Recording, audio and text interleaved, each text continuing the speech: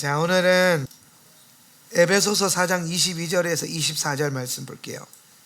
에베소서 4장 22절에서 24절. 한번 말씀 한 목소리로 합독하겠습니다. 시작. 너희는 유혹의 욕심을 따라 썩어져가는 구습을 따르는 옛사람을 벗어버리고 오직 너희의 심령이 새롭게 되어 하나님을 따라 의와 진리의 거룩함으로 지으심을 받은 새 사람을 입으라. 아멘. 저 새 사람이 여러분 가운데 입혀지길 축복합니다.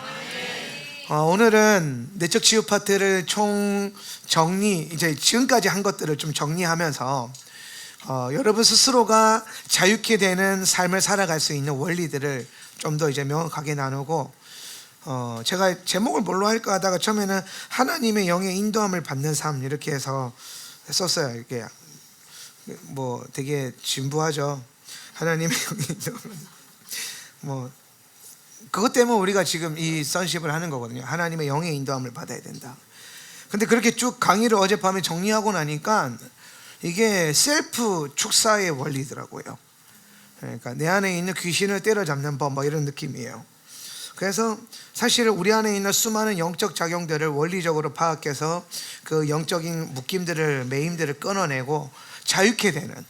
근데 그거를 우리는 이전에는 어떻게 했냐면은 뭐 어디 부흥회 쫓아가거나 집회 쫓아가거나 아니면 신령 한 분 찾아가서 기도받으면서 그걸 했단 말이에요. 근데 그게 성경 원리가 아닙니다. 예. 성경에서 그 어디도 귀신이 드러나면 어디 가서 뭐 집회 가서 기도받으라 그런 게 아니라 뭐라 하냐면 마귀를, 그렇죠, 대적하라. 따라 마귀를 대적하라.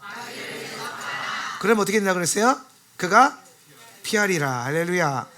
그러니까 우리는 지금 마귀를 대적하는 일을 하고 있어요. 자, 우리가 40일 대슈바를 전체를 보면 신부단장이에요. 전체 컨셉은 신부단장인데, 신부로 단장하려고 이제 옷을 자꾸 입히는데, 자, 이런 거예요. 우리가 복음이나 원리를 이제 나누었는데, 이제 나라고 하는 존재가 우상이에요. 아멘. 나는 우상이, 내가 우상이에요. 제가 이걸 오래 깨달으면서 복음의 그 진수가 되게 선명해졌어요. 저도 사실 목회자이고 신학을 그렇게 오래 공부하고 목회를 했지만 복음이 뭔지 명확하게 가르쳐 보라 그러면은 잘 모르겠는 거예요. 그러니까 이론적으로는 어떻게든 뭐 할 수 있는데 내 안에 복음의 사건과 역사가 깊지 않더라고요. 네. 그러니까 우리 삶에 실제로 꽤 많은 크리스천들의 삶 속에 복음의 역사가 깊지 않아요. 교회를 다닌 종교 생활의 역사는 깊은데 복음의 메시지와 복음의 능력과 복음의 진리가 나를 꺾고 나를 후벼파고 내 안에 있는 내 자아를 부인하고 죽이는 이 깊은 영성의 체험이 없다 보니까 복음에 대해서 잘 몰라요. 그러니까 비상적으로 아는 게 뭐냐면 십자가에서 날 위해 죽으시고 모든 죄를 사하셨다, 이 정도밖에 안 된단 말이에요. 구속의 복음. 그런데 제가 말하자면 뭐로부터 구원받았는지, 뭐로부터 자유케 되었는지, 그 정작 내 안에 심각하게 있었던 그 죄의 문제가 무엇인지 이게 모르니까 어디 집회 가면 회개기도 시킬 때 어렸을 때부터 생각나는 대로 잘못한 거 자꾸 그 얘기하라 그런 거예요. 청년 대망에 이런 데 수련회 가면 필수 코스잖아요. 그 누가 살면서 죄 안 지어서 누가 어디 있겠어요. 그런데 그런 걸 막 이렇게 하다 보니까 뭔가가 은혜가 오죠. 또 죄사함의 원리가 있으니까. 근데 그렇게 이걸 배워놓으니까 죄사함을 내가 잘못한 것 이 정도 수준으로 그냥 내가 지은 죄, 도덕적인 죄, 윤리적인 죄, 영적인 죄, 내가 행한 행위로만 딱 이게 구분이 돼버리거든요. 그러니까 그게 사해지니까 그 다음에 내가 진짜 벗어버려야 되를 대적해야 되는 거는 나라고 하는 자신인데, 자아인데, 그게 문제인데, 사실 여러분 죄는 열매거든요. 그러니까 여러분 죄 때문에 이렇게 말하면 좀 그럴 수 있는데 죄 때문에 그렇게 괴로워하지 않으셔도 돼요. 왜냐하면 죄는 열매거든요. 결과예요. 문제는 죄의 근원을 여러분이 괴로워하셔야 돼요. 이해가 되십니까? 그러니까 우리가 우리 삶 가운데 있는 어려움이나 형편이나 파괴되어져 있는 나의 상태, 환경, 이런 것에 우리는 마음을 많이 뺏겨요. 그게 죄의 열매랑 똑같거든요. 아, 나 오늘도 죄 지었어. 아, 나 오늘도 예배 못 왔어. 나 오늘도 기도 못해서 막 이런 거에 빠진단 말이에요. 근데 그거 빠지니까 마귀가 꼬이는 대로 싹 넘어가요. 그래서 뭐가 오냐? 수치심이 들어오고, 거절감이 들어오고, 부정적 기대와 부정적 자아와 뭐 온갖 부정적이나 부정은 다 들어. 부정이나 부정. 그래서 탐해, 부정하다. 이게 완전 이제 오리지널 죄인의 모드로 돌아가 버리는 거예요. 그러니까 여러분, 이게 얼마나 파괴적인지요. 복음의 원리를 모르니까 이게 파괴적인 거예요. 근데 복음의 원리를 알면은 내가 오늘 왜 그 영적인 생활을 못했지? 내가 오늘 왜 기도를 못했지? 내가 오늘 왜 죄를 지었지? 그 죄의 열매에 주장받지 않아요. 그 근원이 문제란 말이에요. 근원, 뿌리. 예. 여러분, 이 테슈바 기간은 그 뿌리를 찾아내서 뿌리를 말라 비틀어지게 하는 거예요. 할렐루야. 지금 당장 맺은 열매는 뿌리만 해결되면 오늘 주님께서 흔드심 안에서 즉각적으로 회복이 일어납니다. 근데 여러분, 썩은 열매 아무리 따도 뿌리가 병들어 있으면 그 나무 자체가 병들어 있는 그 병의 근원을 해결하지 않으면은 결국에는 거기서 난 자리에 열매가 계속 맺어져도 썩어버리고 제대로 열매 맺지 못하고 좋은 열매를 못 맺어요. 삶 속에서. 그러니까 뿌리가 중요해요. 근원이 중요해요. 거기에 여러분이 애를 쓰셔야 돼요.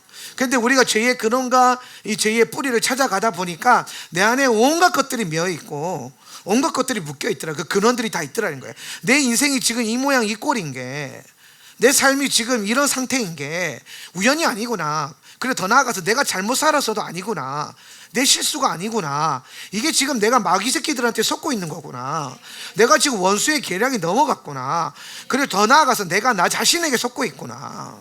내가 우상인 줄을 모르고 내가 원하는 대로만 살면 되고 내가 원하는 것만 이루면 되고 내가 목표한 것만 이루면은 괜찮다고 여기는 그 속임에 속아가지고 그 영혼이 지옥에 떨어지고 있는 줄도 모르고 내 온몸이 지금 유황에 불타가지고 내 영혼은 유황에 불타가지고 지옥불 냄새 나고 있는 줄도 모르고 그냥 샤넬 향수 넘버 5를 직접 뿌려가면서 살아가고 있는 그런 수많은 인생들이 많다라는 겁니다. 그런데 여러분, 근원을 발견하게 되면은 아무리 내가 안정적이고 아무리 내가 괜찮은 줄 알았는데도 불구하고 내 영혼의 근원에 딱 다가가 보니까 엉망진창인 거예요. 지옥불 코앞인 거예요. 내 영혼이 썩어 문드러져 있는 거예요. 그리스도께서 살려주신 그 복된 영혼이, 그 아름다운 영혼이 오늘 내가 그 죄의 문제로부터 나를 해결하지 못하고 내가 회복되지 못하고 우리 모두가 치유받아야 되는데도 불구하고 치유받지 못해가지고 주님이 치유의 길을 깔아놨는데도 불구하고 오늘 안타깝게도 교회가 그걸 가르치지 못하고 목회자들이 그걸 가르치지 못하고 성도들이 거기에 관심이 없고 그러다 보니까 교회는 더더욱이 그런 걸 가르치지 않고 그런 모습들이, 악순환들이 반복되다 보니까 영혼의 근원적인 문제는 온데간데 없고 자꾸 현상만 따라가요. 그러니까 교회 안에서도 뭐 조금 복 받아가지고 물질적으로 잘 된다 그러면 괜찮은 줄 알아요. 그리고 주일 성소 똑바로 하면 괜찮은 줄 알아요. 영혼은 썩어 문드러져 가고 있는데 여러분, 환경과 상태가 여러분을 주장하지 않기를 바랍니다. 열매로 구별하는 거 맞아요. 열매로 분별하는 거 맞는데 그 맺은 열매 어떡하겠어요? 그 지은 지 어떡하겠어요? 후회한다고 뭐 후회가 됩니까? 안 되죠. 근데 지금이라도 깨달아서 뿌리를 박살내버리면, 영적인 토양을 바꿔버리면 다음 시즌에 여러분이 맺게 될 열매는 반드시 달라진다는 겁니다. 할렐루야. 그러니까 영적 토양을 바꿔야 돼요. 내 영적인 삶의 토양을 바꿔야지 열매 갖고 씨름하고 있으면 안 돼요. 앞에 농부가 계셔서 자세한 농사 얘기는 안 하겠지만 원리적으로 또 이게 내가 많이 모르는 게 있어요. 이 교회는 과학자도 있고 농사도 있고 의사도 있고 참 설교하기 되게 힘들어요. 그러니까 가만히 계시지 마시고 제가 잘못된 헛소리하고 해서 와서 좀 알려주시고 그러세요. 왜냐하면 그래야 나도 깊어지죠.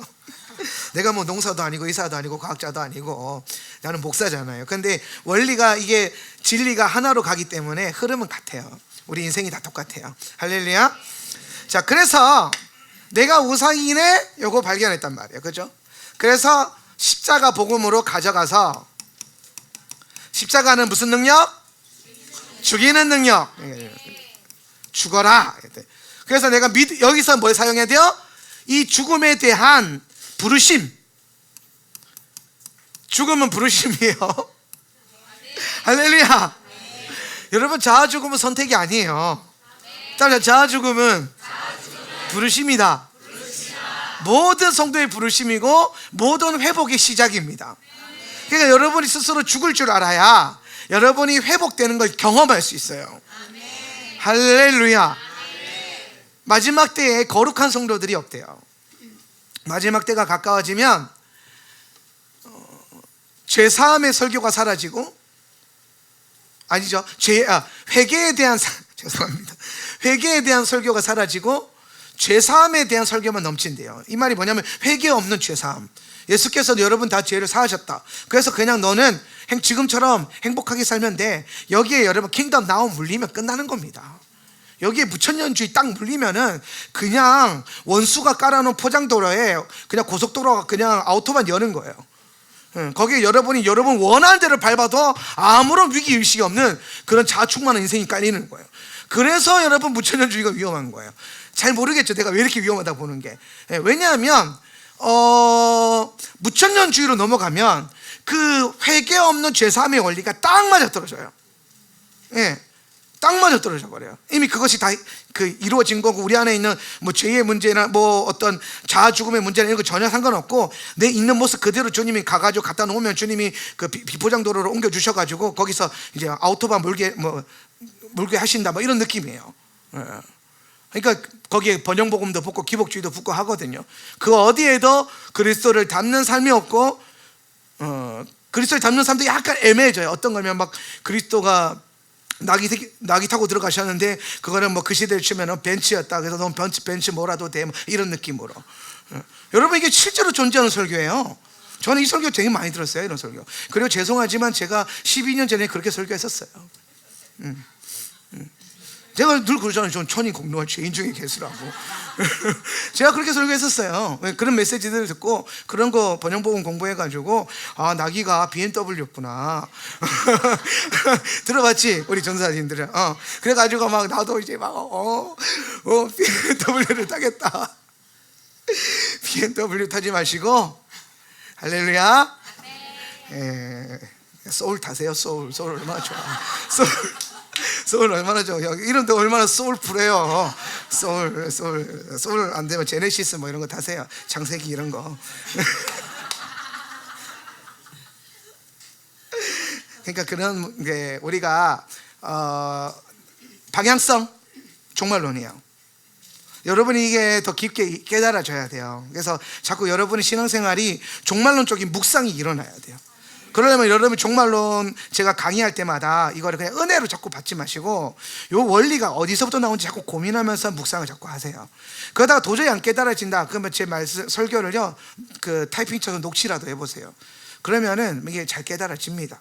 아무튼 그래서 죽음은 부르심, 자아 죽음이죠. 여기 말하는 건 자아 죽음이요. 자아 죽음은 부르심이요. 그러면은 십자가에서 죽으면은 예수의 부활, 이건 생명이라는 거죠. 예수 부활 생명이 내 안에 일어난다라는 거예요. 그죠? 요거를 경험하는 게 뭐라 그랬어요? 요걸 경험하는 게 뭐라 그랬어요? 그렇죠. 구원이에요. 여러분, 초대교회 성도들은 다 여기서부터 구원을 출발했어요.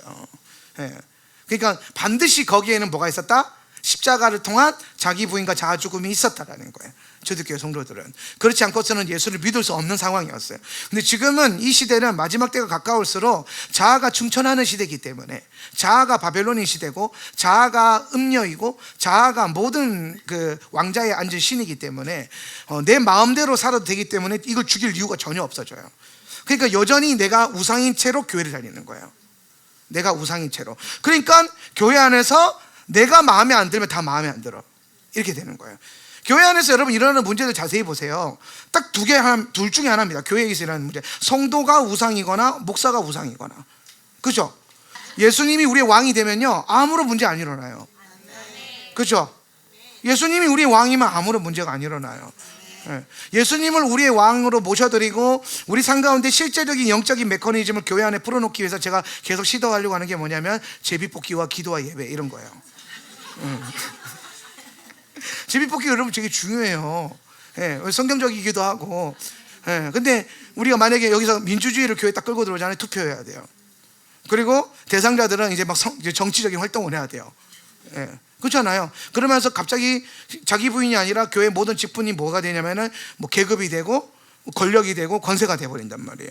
그러면 안 돼요. 예, 우리는 이 그리스도의 몸된 교회를 섬기고 있는 겁니다. 저는 말씀을 가르치는 것으로 여러분을 교회를 섬기고 있고요. 여러분은 기도와 예배로 교회를 섬기고 있는 거예요. 그리스도의 몸을 섬기고 있는 겁니다. 여러분이 교회에 와주는 게 아니고요. 교회에 와서 주님을 섬겨주는 거예요. 예수님을 섬겨드리는 거예요. 우리의 예배가. 예, 거기에는 우리의 어떠함이 주장되어져서는 안 돼요. 근데 내가 거기에 우상이 딱 되잖아요. 내가 우상이면 예배에 뭐가 안 좋아. 찬양이 별 은혜가 안 돼. 설교가 은혜가 안 돼. 뭐 기름 부음이 안 느껴져. 막 이런 식으로 엄한 헛소리하고 앉아 있는 거예요. 왜 그런 소리가 되냐면요. 자기가 우상이라서 그래요. 예, 자기가 우상이라서. 저 얼마나 아면 얼마나 안다고. 예, 얼마나 느껴지면 얼마나 느껴진다고. 예. 우리가 섬김이라고 하는 예배를 서비스라고 그러잖아요. 예, Sunday Worship 서비스라고 그러죠. 그 서비스는 여러분을 향한 서비스가 아니에요. 예, 그분을 향한 우리의 서비스지. 그러니까 여러분, 우리는 찬양을 할 때에 주님을 섬기는 마음으로 해야 돼요. 그런데 감사하게 그렇게 하다 보니까 주님이 은혜 주셔가지고 기쁨도 부어지고, 또 좋은 예배팀 주셔가지고, 여러분, 이런 좋은 예배팀도 그냥 주어지는 건 아니에요. 당연한 건 아니에요. 이게 얼마나 안 당연하냐면, 제가 우리 교회보다 몇 배 큰 교회들 부흥회 다니잖아요. 가보면은 500명 1000명 모이고 5층짜리 건물 가졌는데도요, 예배팀이 시원찮아요. 그렇게 표현해서 죄송한데, 시원찮네. 내가 딱 봐도 좀 시원찮다. 그러니까 뭔가 기름 부음도 못 느끼고, 예배팀들이, 그리고 막 음악을 다루는 수준도 한참 부족하고, 또 그 예배에 대한 어떤 뭐라고 할까, 열정, 예배자들이 예배 드리는 열정 딱 보면 알잖아요. 우리 예배자들은 보면 일단 생명 걸었다는 게 느껴지잖아요. 예.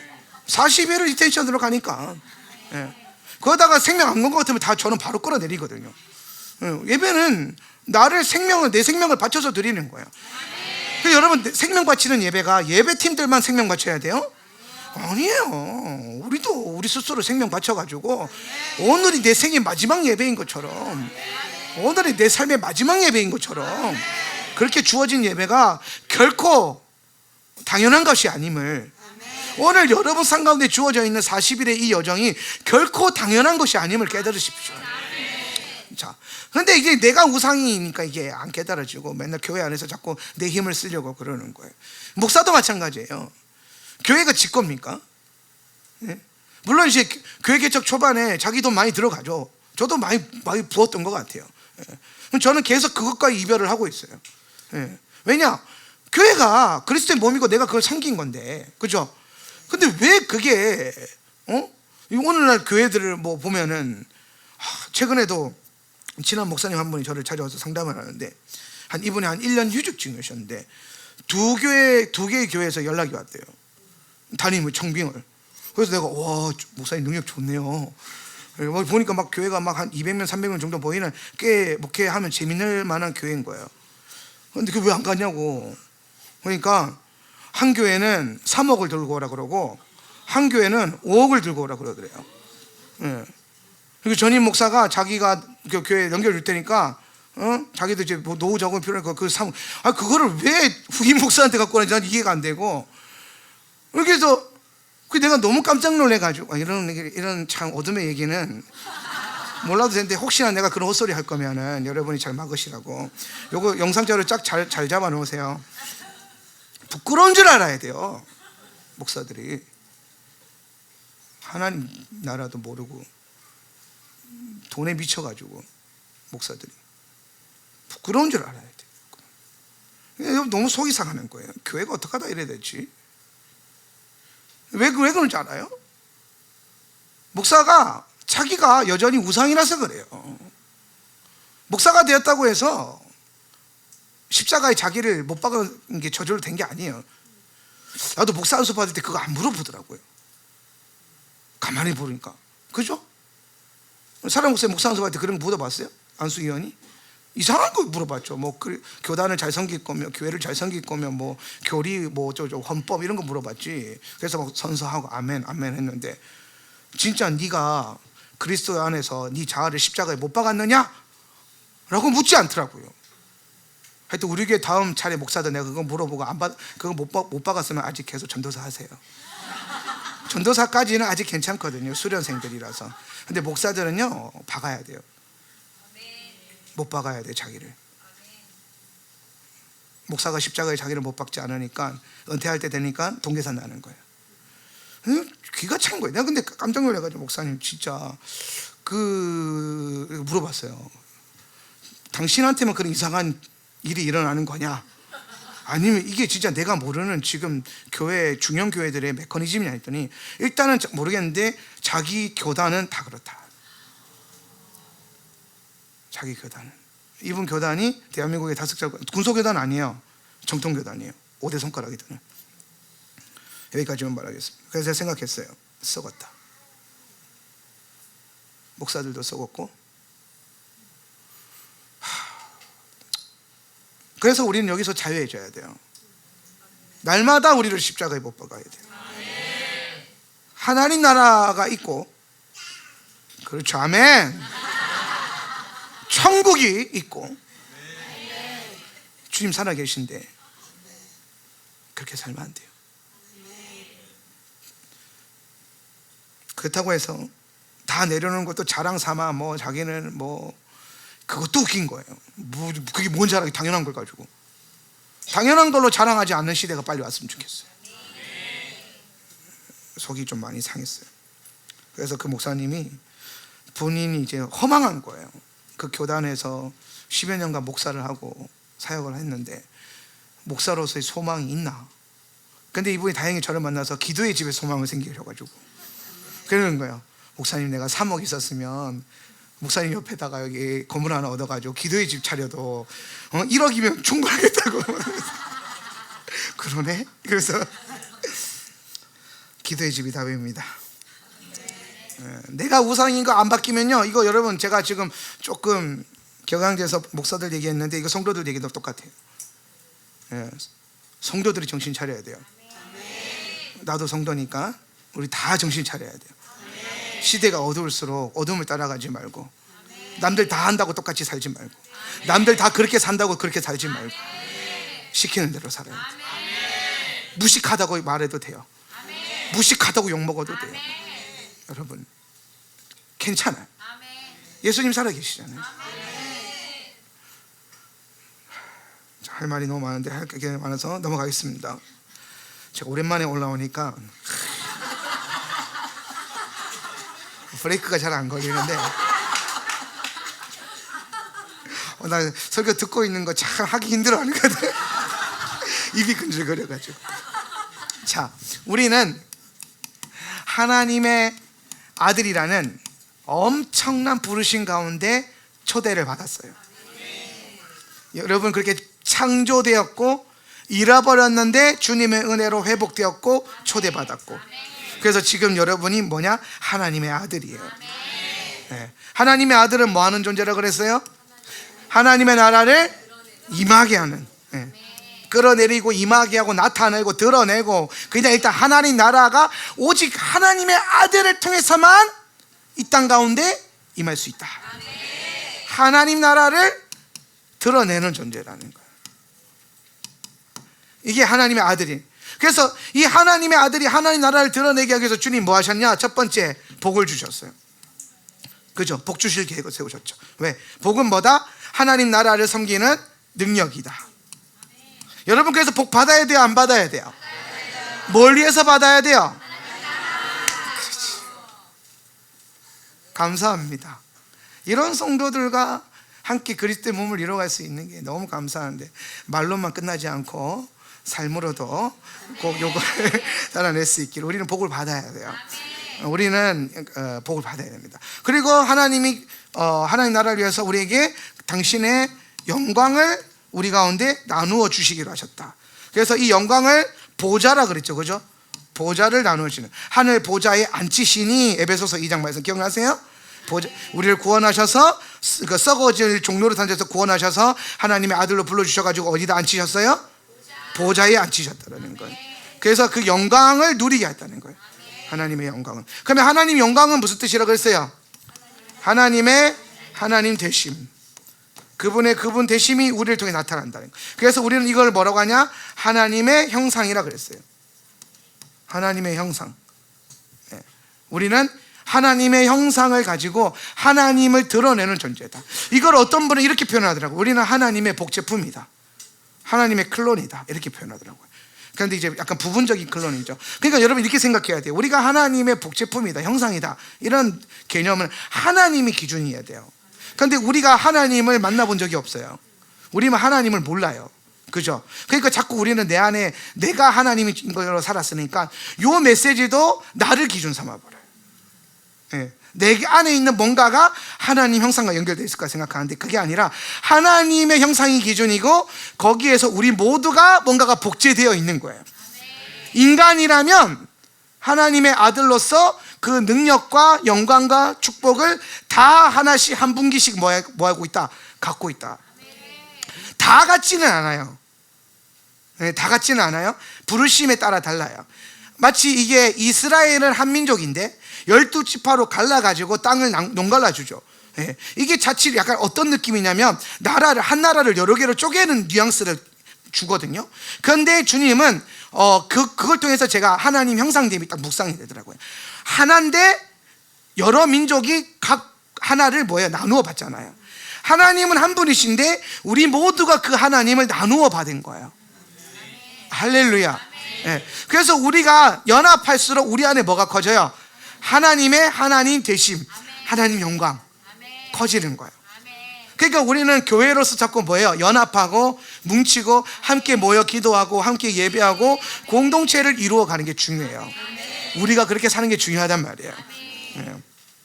그렇게 이걸 통해서 하나님 나라를 드러내겠다는 거예요. 우리는 엄청난 존재예요. 그런데 문제는 뭐냐면 이 엄청난 하나님 아들이라는 것을 알았는데 두 번째, 왜 우리는 이렇게 못 살지? 알겠는데 설교 들을 때는 알겠어요. 그런데 출근해보면, 집에 가보면, 삶으로 나가보면 이게 안 돌아요. 복도 나만 못 받는 것 같고 영광도 나만 안 나타나는 것 같고, 그러니까 또 상태와 환경에 매이게 되고, 그러니까 또다시 밀어내 수치심과 거절감이 막 속이면서 들어오기 시작하고 막 이런단 말이에요. 그러면 이제 우리가 원인을 찾아야 돼요. 왜 내 삶 가운데 하나님 나라의 이 복과 영광스러운 계획이 내 안에 성경 안에서 주어졌다고 얘기하는데 왜 지금 안 일어나는가? 왜 나는 하나님 아들답게 못 살고 있는가? 그 이유가 뭐냐라고 했을 때에 주님이 우리를 그렇게 구원하셨는데 중요한 거는 여전히 우리는 옛사람에 매여 있어요. 묶여 있어요. 옛사람에 묶여 있고, 이 옛사람에 묶여 있는 나의 현재 상태 때문에 하나님이 어떤 계획을 세우셨냐면은 치유라고 하는 회복의 계획을 세우신 거예요. 이게 핵심이 뭐냐면요, 사실은 성령 치유예요. 성령 치유. 예수 그리스도의 복음의 사역이 부활의 복음에서 끝나나요? 아니에요. 그 부활의 복음으로도 충분한데 제자들을 그냥 그 복음만 갖고 놀려보낸 게 아니라 그 제자들 안에 있는 뭘 회복시켜주는 거예요? 수치심, 죄의 수치심과 또 그 원수로부터 또 본인이 삶을 통해 살아가면서 경험했던 그 모든 거절감, 결핍, 이런 데서 온 상처, 이런 것들을 해결해 주시기 위해서 주님이 뭘 하셨냐면은 성령을 보내주시겠다는 거예요. 그래서 사실 여러분, 우리가 성령을 받으면 그 다음부터 뭐가 일어나냐? 치유가 일어나요. 성령을 받으면 회복이 일어나요. 여러분, 성령을 처음 받았을 때 여러분 기억나시죠? 성령 세례 처음 받았을 때 그때 여러분 즉각적으로 뭔가 많은 변화가 일어났을 거예요. 즉각적으로 여러분을 괴롭혔던 죄의 문제가 해결됐을 거고, 욕망이 해결됐을 거고, 어떤 라이프 스타일이 해결됐을 거고, 심지어 어떤 분들은 어떤 환경이나 상태도 변화가 일어났을 거예요. 성령 세례 받고 집에 갔는데 막 화해가 일어나고, 가족들끼리 회복이 일어나고, 아니면은 재정적인 묶여있던 것들이 막 풀리기 시작하고, 기름 부음 받았는데 내가 나한테 빚진 사람이 돈을 안 줬는데 갑자기 그 다음날 빚을 갚고, 이런 일들이 일어나요. 회복의 역사가 반드시 일어납니다. 원수들이 메워놨던 것들을 다 끊어내요. 주님이 성령이 오셔가지고. 근데 그 성령체로 와 되는구나 했는데 한 달 후에 또 넘어지죠. 보통 성령 세례 받고 한 달 정도 가더라고요. 짧으면 일주일, 자주 써도 한 3일, 3시간 만에 썼는 것도 본 적이 있는데. 근데 그럼 문제는 내가 성령 세례 받고 뭔가 경험되었는데 이게 뭐가 안 되더라? 유지가 안 되더라는 거예요. 유지가. 그래서 이게 원래 유지가 안 되는 건가? 에이, 성령 세례 받아봤자, 성령님 은혜 받아봤자 똑같구나. 이 또 자기 중심으로 또 이렇게 생각해요. 지가 우상이라서. 근데 똑같은 게 아니에요. 그때부터 말씀을 보면서 자기를 세워야 되는데, 희한하게 우리나라 성도님들이요, 성경을 많이 안 읽어요. 그렇게 열심히 있는 성도들이 이게 한이 많아서 기도는 많이 해요. 어렵게 살았거든요, 우리가. 예, 기독교 부흥을 우리가 가난하고 힘든 걸 교회가 희망이 됐고 소망이 됐어요. 예수님이 희망이었어요. 복음이 희망이었거든요. 그래서 희망의 복음이라고 그러는데, 그 희망의 복음으로 달려오는 역사가 있어서 말씀 안에서 자기를 기경하는 게 중요하지 않았고, 뭐가 중요했냐면 어떻게든 기도하고 20일 기도, 40일 기도, 금식 기도하면서 내 삶의 문제를 끊어내고 영적 전쟁 해가지고 뭐 하는 거, 지금 문제를 해결하는 거, 여기에만 집중을 했단 말이에요. 그러다 보니까 말씀으로 자기를 세워야 된다는 생각을 못한 거예요. 그래서 기도를 계속 해가지고 성령 세례를 받고 은혜를 체험했는데, 이거를 유지하고 더 나아가서 치유와 회복의 단계로 들어가야 된다는 것을 몰랐던 거예요. 해결됐으니까 끝났구나 이렇게 생각하는데, 사실 여러분 제가 했잖아요, 문제는 결과거든요. 그래서 문제가 해결되는 것도 좋은데, 중요한데 그게 핵심이 아니에요. 그 문제의 근원, 여러분 지금 인생에 망가져 있는, 고장나 있는 영역이 있잖아요. 인정을 해야 돼요. 내 인생이 고장나 있다라는 게. 그러니까 여러분, 하나님 나라의 형상이, 하나님 나라의 어떤 분위기와 열매와 축복이 모든 영역에 안 나타나고 있잖아요, 지금. 여러분 반드시 나타나게 될 겁니다.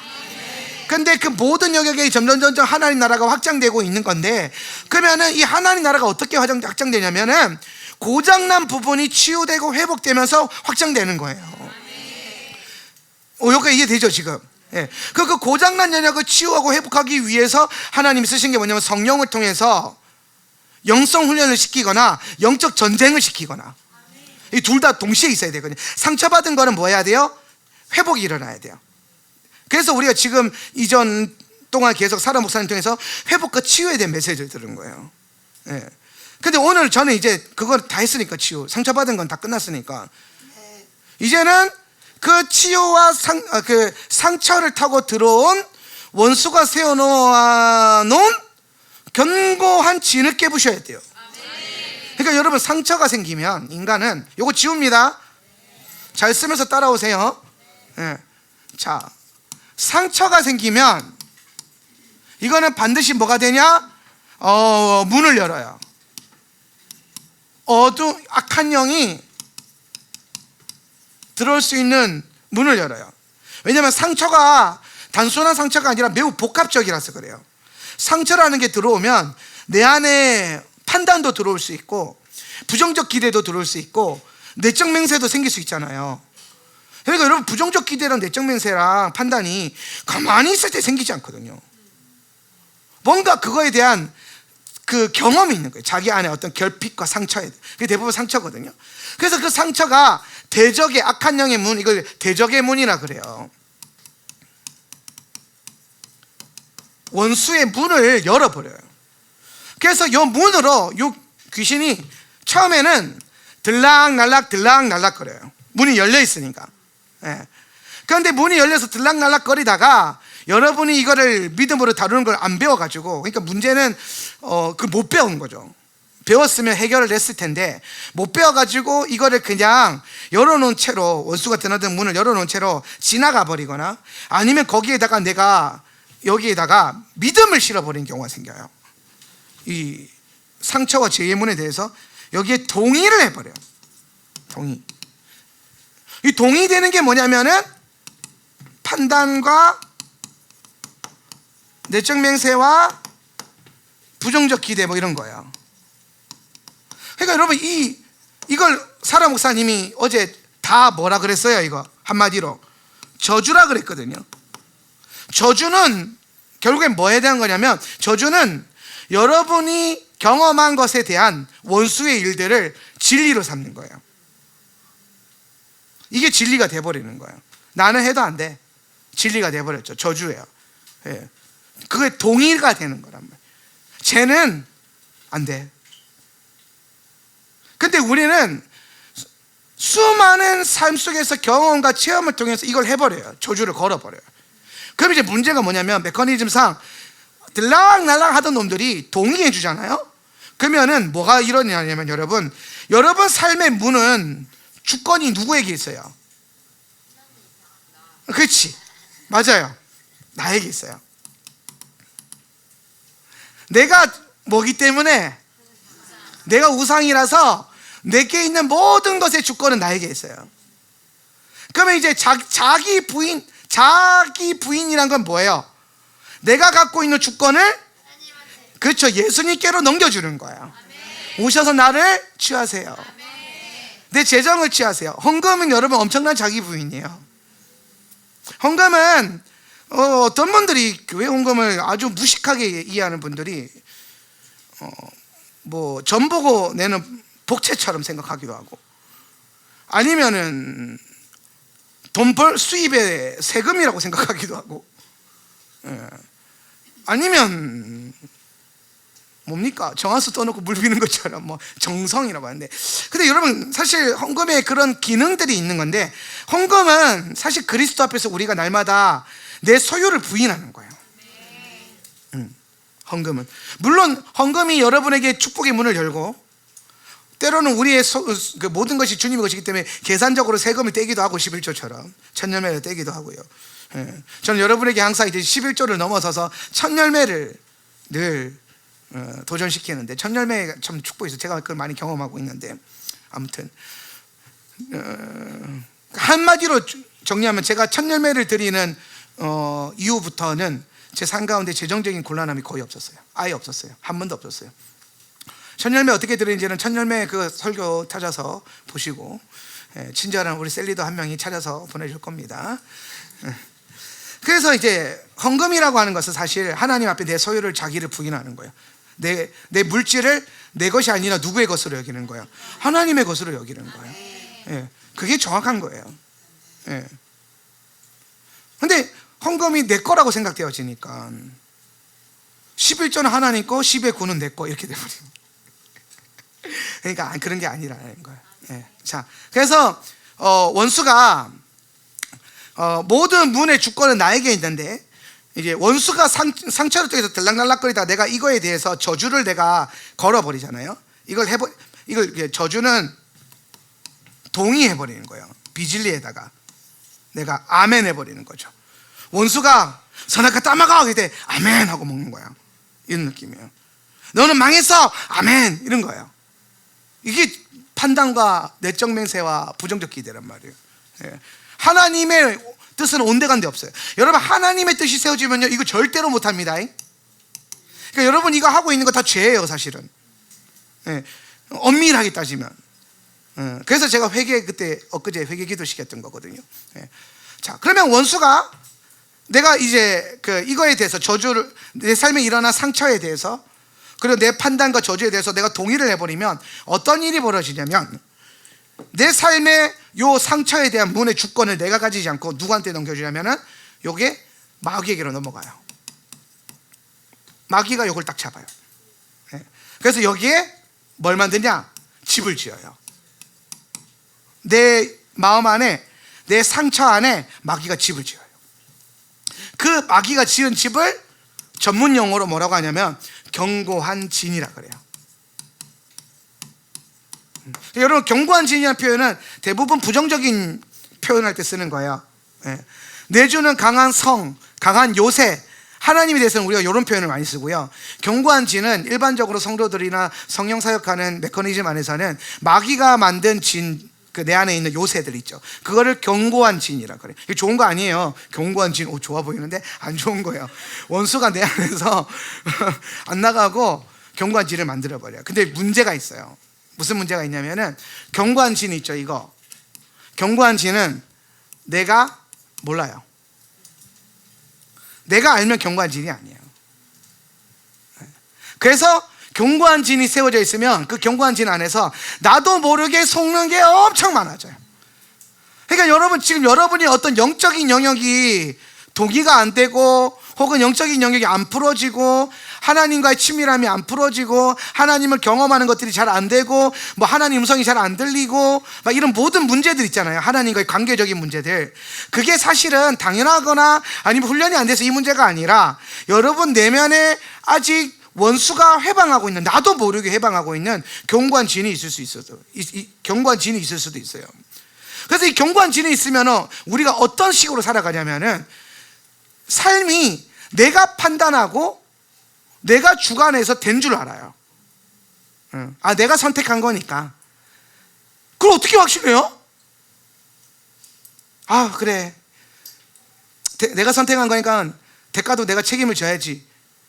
그러니까 그걸 여러분 선택이었는지 어떻게 알아요, 그게? 내가 견고한지는 내가 왜 그런 선택하는지 모르는데. 여러분, 견고한 진이 되게 심한 사람들은요, 방금 한 말도 기억 못해요. 우리가 부부싸움 하다 보면, 실제로 부부싸움 하다 보면, 이제 많이 해보셨으니까, 부부싸움 하다 보면 대화하다가 가끔 와이프들이 그런 얘기해요. 네가 아까 그런 얘기 했잖아. 내가 언제? 그럴 때 있죠. 그게 여러분 우연이 아니에요. 여러분 생각해 보세요. 부부싸움은 엄청난 전략과 감정과 힘의 싸움이에요. 그리고 이게 부부싸움은 사실 이게 엄청난 일인 건데, 그걸 할 때 내가 했던 말을 내가 기억을 못한다? 방금 한 말인데 홧김에 한 말이라고 기억을 못한다? 아니에요. 그게 내가 한 게 아니기 때문에 기억을 못하는 거예요. 내 인지가 기억을 못하는 이유가 뭐예요? 내가 한 게 아니라서 그래요. 그 순간 내 와이프한테 누가 저주한 거예요? 내 안에 있는 마귀 새끼가. 그러니까 그 순간에, 그러니까 여러분 너무 분노하면 마귀가 주권을 가져가요. 근데 그때 주로 영역이 있어요. 그러니까 자주 까먹는 거 있거든요. 그 말 해놓은 어떤 영역에 대한 말을 해요. 예를 들어서 뭐 빚 문제, 뭐 재정 문제 이런 얘기 하면은 그 영역에만 대해서만 맨날 질러놓고 까먹는 사람이 있거든요. 그 영역에 견고한진이 있는 거예요. 부모님 문제, 상처, 그 영역에 있는 견고한진의 상처가 연결되어 있으면요, 분노했을 때 그에 대한 얘기를 팍 쏟아내는데 화가 풀리고 나면 이제 감정이 가라앉고 나면 기억을 못해요. 그러니까 사람이 분명히 자면서 싸운 게 아니잖아요. 무아지경에서 싸운 게 아니잖아요. 우리는 부부싸움은 굉장히 합당하다고 늘 생각하거든요, 자기가. 그래서 엄청 합리적으로 싸울 거예요. 근데 기억 못해요. 이게 남자들만 그런 게 아니라 여자들도 그래요. 왜?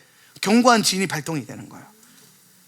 왜 하나님이 말씀에 해가 지도록 불을 품지 말라 그런지 아세요? 원수에게 주도권을 넘겨주면 안 돼서 그래요. 해가 지면 뭐 해야 돼요? 자야 되잖아요. 그런데 화가 난 상태에서 자면 어떻게 돼요? 화가 났다는 건 혼이 열려 있거든요. 혼의 문이 다 열려 있어요. 혼도 열려 있고 막 다 열려 있는 상태에서 그냥 자. 회복이 안 된 상태에서.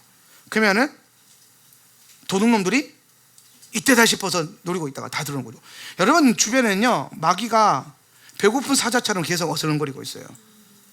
배고픈 사자들은요, 힘센 먹잇감을 잡아먹지 않습니다. 제가 그 동물의 왕국 정말 좋아하는데, 가끔 저는 이제 뭐 OTT나 넷플릭스나 이런 걸 볼 때도 다큐멘터리 볼 때가 되게 많아요.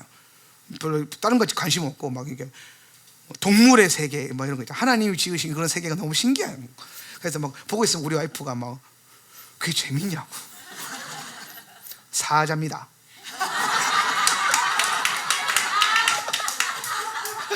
사자가 움직입니다.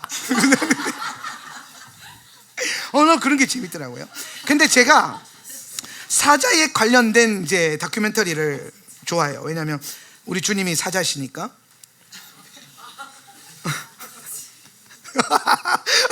영희는 진짜 웃었어요. 그럼 오늘 성공했습니다. 우리 주님이 사자라서 좋아하는데, 근데 이 사자가요, 여러분 생각해보세요. 사자는 진짜 공포스러운 존재잖아요, 그 초식동물 입장에서는. 근데 그거 아세요? 사자는요 절대로 멀쩡한 먹잇감을 사냥하지 않아요. 그렇게 힘이 세고 파괴적인데 사나운데, 그 사자들이 배고파서 사냥을 할 때는요 멀쩡한 사슴이나 양양을 사냥하지 않습니다. 그 주변에 계속 어슬렁거려요. 그래서 그거 볼 때마다 마귀 새끼가 내 옆에 이러고 있겠구나. 나는 이해가 안 돼요. 아니 분명히 되게 초식동물은 이게 귀가 예민하잖아요. 알 텐데 몰라. 그러다 막 먹다가 뭔데? 막 이래. 근데 사자가 그렇게 가가지고요 먹잇감을, 무리들 있잖아요, 거기 술록 무리나 이게 막, 그럼 걔네를 이렇게 가서 가만히 보고 있어요. 보고 있다가 뭘 찾냐? 나이 든 거, 병든 거, 아니면 새끼. 나이 든 건 뭘 상징해요? 힘이 없는 거. 아니 사자가, 여러분 소 겉모습 보고 그게 몇 년 사는지 알아요? 사자도 그럴 거예요. 근데 결과적으로 좀 힘의 활력이 약한 소가 있겠죠. 그걸 사냥하는 겁니다. 근데 먹고 보니까 이제 사람 입장에서 봤을 때 늙은 소 잡아먹는구나 이렇게 되는 건데, 사실은 늙어서 잡아먹히는 게 아니라 힘이 없어서 잡아먹히는 거예요. 그 다음에 병들어서 잡아먹히는 거예요. 어려서 잡아먹히는 거예요. 마귀한테 우리가 왜 잡아먹혀요? 힘이 없어서 잡아먹혀요. 병들어서 잡아먹혀요. 영이 어려서 잡아먹히는 거예요. 그러다가 사자가 보고 있다가 어린 게 있다, 그러면 그걸 노려요. 아니면은 제대로 못 걷는 술록이 있다, 그럼 그걸 노려요. 그러다가 얘네가 이제 서로 쌓이려고 탁 달려들면요 그것만 잡아먹습니다. 그 옆에 밥 먹고 있는 술록도 관심 없어요. 놀라가지고 그러고 있는데, 놀랬는데 지나가. 이미 얘는 뭘 정했어요? 약한 놈, 병든 놈, 어린 놈을 잡아먹기로 결정을 했어요. 마귀가 여러분 주변에 그렇게 어슬렁거리고 있단 말이에요. 근데 우리가 언제 제일 약해지냐? 영적으로 분노했을 때. 화난 상태로 자는 거 안 좋아요. 건강에도 안 좋고요. 혈압 올라옵니다. 맞나? 의사 선생님. 화난 상태로 이런 함부로 부탁해서. 아무튼 화난 상태로 자면요 무엇보다도 깨어나라고 저럽니다. 화난 상태로 자지 말라는 거예요. 영이 열려요. 문이 다 열려요. 그러니까 원수가 들어가서 견고한 진을 쓰기가 너무 좋은 거예요. 견고한 진이라는 건 내가 알 수가 없기 때문에 내가 기억을 못해요. 그러니까 여러분 그 상태가 사실 여러분 귀신 들린 상태예요. 귀신이 주도권을 순간적으로 잡은 상태예요. 그러니까 여러분 잘 보세요. 성도들 안에도 귀신이 있다 없다? 있다는 거예요. 어떤 영역이냐? 대적의 문을 빼앗긴 영역. 내 안에 내 삶에 수많은 문들이 있는데 그 문에 원수에게 내어준 문들이 있단 말이에요. 그거를 찾아오는 작업이 뭐예요? 판단을 끊어내고 내적 매세를 취소하고 부정적 기대를 하지 않고 하나님을 향한 뭘 하는 거예요? 긍정적인 기대를 하는 거예요. 긍정적인 기대는 뭐와 연결되어 있냐면은 믿음과 예언과 연결되어 있어요. 믿음과 예언. 그래서 우리가 이런 것들을 다루어 가지고 우리 안에 있는 상처, 이 상처가 제일 문제인데, 상처를 뭐 해야 되냐? 회복시켜야 돼요. 그 상처를 회복하는 과정에서 이 견고한 진들이 뭐 하기 시작하냐면은 드러나기 시작하는 겁니다. 그러니까 견고한 진은 내가 모르잖아요. 그럼 여러분 이게 견고한 진이 발동됐을 때만 알 수 있는 게 아니라, 견고한 진을 알 수 있는 때는 언제냐면은 딱 한 방법밖에 없어요. 성령께서 그거를 드러내셔야 돼요. 그래서 성령께서 이걸 어떻게 드러내시냐면은 두 가지 영역으로 드러내세요. 첫 번째는 성령님이 실제적인 깨달음을 주세요. 이따가 제가 예배 끝나고 설교 끝나고도 나눌 건데 그게 실제로 떠올라요. 그리고 두 번째가 뭐냐면은 설교 말씀을 들을 때, 메시지를 들을 때, 성경을 읽거나, 그러니까 말씀과 연결되어 있어요. 말씀을 강론하는 걸 듣거나 할 때에 내 안에 있던 견고한 진이 반응이 일어나요. 그러니까 여러분 정리되셨죠? 자, 하나님의 흔드심을 우리가 경험을 해야 돼요. 이게 오늘 자가축사 원리의 핵심 멘트 중에 하나인데, 하나님이 나를 흔들어요. 원수도 나를 흔들거든요. 원수가 흔드는 목적은 뭐예요? 나를 무너뜨리려고. 원수가 나를 흔드는 목적은 나를 무너뜨리는 거예요. 그런데 하나님이 평안한 내 인생에 돌을 던져요. 주님이 메시지로, 말씀으로, 설경으로, 혹은 영적인 훈련으로, 음성 듣기로 평안하게 그렇게까지 애쓰며 살지 않아도 그냥 적당히 예수 믿으면서 천국에 살짝 걸쳐진 인생으로 잘 살고 있었는데, 갑자기 하울람에 와가지고 돌이 막 계속 던져져. 주로 제가 던지죠. 저는 이제 다윗의 영을 가졌기 때문에 돌 5개를 항상 주머니에 품고 있어요. 그래서 슝슝슝슝슝 퓨. 네.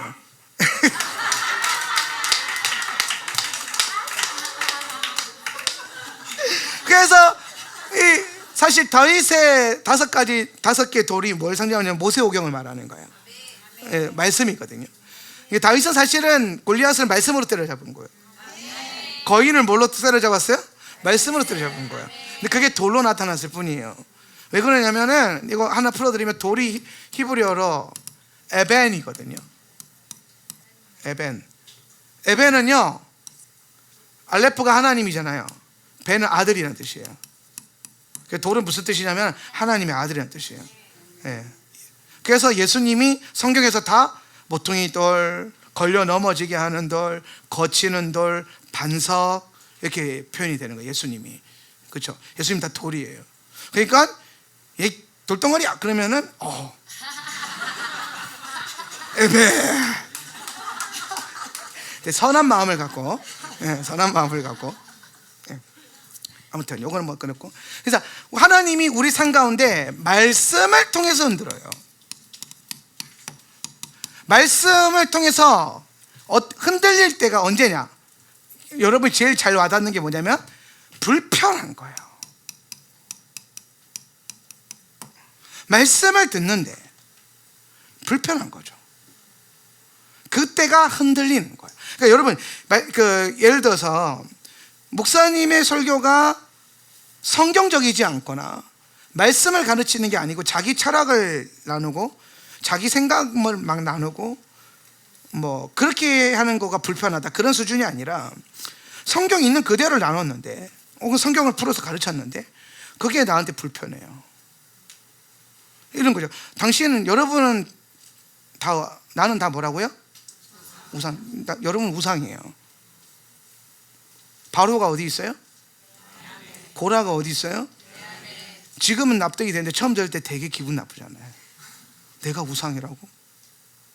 우리 장인어른은요 그런 말씀하셨어요. 하셨대요. 신앙이 어린 시절에 무슨 말씀하셨냐면, 우리 장인어른은 약간 선비 같은 기질이 있으셔. 그러니까 착하세요. 천하에 이제 법 없이도 살 사람도 있잖아요. 그런 분이에요.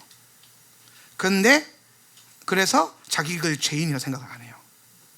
저 결혼하고도 이제 처음에 초창기에 이제 어른들 얘기해 보면 이분은 자기가 죄인이 아니에요. 왜? 자기 그게 늘 불편하대요. 왜? 자기는 잘못한 게 없거든요. 자기는 정말 청량결백하게 살았거든요. 그러니까 죄가 뭔지를 모르는 거예요. 네. 자기가 그렇게 사는 것도 죄라는 걸 몰라요. 자기가 우상이 돼서 그 기준을 붙들고 사는 게 우상인 것도 모른단 말이에요. 내가 우상인 줄 모르니까. 근데 토라를 딱 공부해 보면은 토라가 다 뭘 얘기하냐면은 내가 우상이라는 거예요. 네가 선악과를 따먹어도 네가 하나님이 되었잖아. 그래서 네가 하고 싶은 대로 하는 그 자체가 죄야. 네가 원하는 삶을 살고 있는 그 자체가 죄야. 성경은 이 얘기를 하고 있는 거거든요. 근데 이게 처음엔요, 흔히 좀 뭐라 그럴까, 자기 주도적인 인생을 살고 있고, 자기가 노력을 해가지고 뭔가 많은 걸 이룬 자수성가한 인생들은요 되게 불편해져요. 그게 얼마나 어려운 건데 아무나 그렇게 되는 줄 알아? 그래서 자수성가한 사람들이 예수 믿기가 힘들어요. 예수 믿더라도 자기 마음대로 믿어요. 그러니까 자기 마음대로 믿지 마세요. 예배 똑바로 드리세요. 막 그러면 얼마나 어려운 말이에요. 그런데 내가 들으면 기분이 나빠요. 그 왜 나쁘냐? 하나님이 지금 여러분 안에 그 영역의 견고한 진을 흔들고 있는 거예요. 말씀은 돌이에요. 다윗이 던지는 돌이야. 던지는 돌. 그러니까 이 던지는 돌이 내 영혼 평안해하고, 우리가 다분히 성도들이 어떻게 살고 있냐면 안전지대에서 잘못된 안정감 안에 살고 있거든요. 잘못된 안정감 이꼴은 뭐냐? 돈, 가족. 여러분, 가족끼리 사이 너무 좋은 것도요, 그게 나중에 우상이 돼요. 예. 자기들 끼면 너무 좋아가지고 하나님 나라가 관심이 없어져 버려요. 예. 가족과 가족이 연합되고 교회적인 원리가 사라져 버려요. 예. 가족. 예. 또 뭐 있어요? 뭐 자아실현. 예. 자기가 이제 그 친한 동생 하나는, 얘는 한 달에 한 번씩 외국을 가요. 이 인생도 빨리 자기가 죄인인 걸 깨닫고 우상인 걸 깨달아야 되는데, 인스타 여러분 맨날 우상 짓거리를 하고 있어요. 지도 알아요. 내가 맨날 전화 올 때마다 너 지금 죄 짓고 있는 거야, 교회 똑바로 다녀, 맨날 그러거든요. 이 친구는 약간 그런 것 같아. 지가 봐도 한 번만 더 가면, 하루만 이대로 더 살면 지옥 갈 것 같은 거야. 그때마다 생각나는 게 나예요. 왜냐하면 전화하면 나는 꼭 오랜만이야 그러고 계속 욕하거든요. 내가 너를 알고 있어, 어떻게 살고 있는지. 어제 지난달에 홍콩 갔더라. 호텔 가가지고 맥주 마시더라. 막 그러면서 정신 차려라. 그러면서.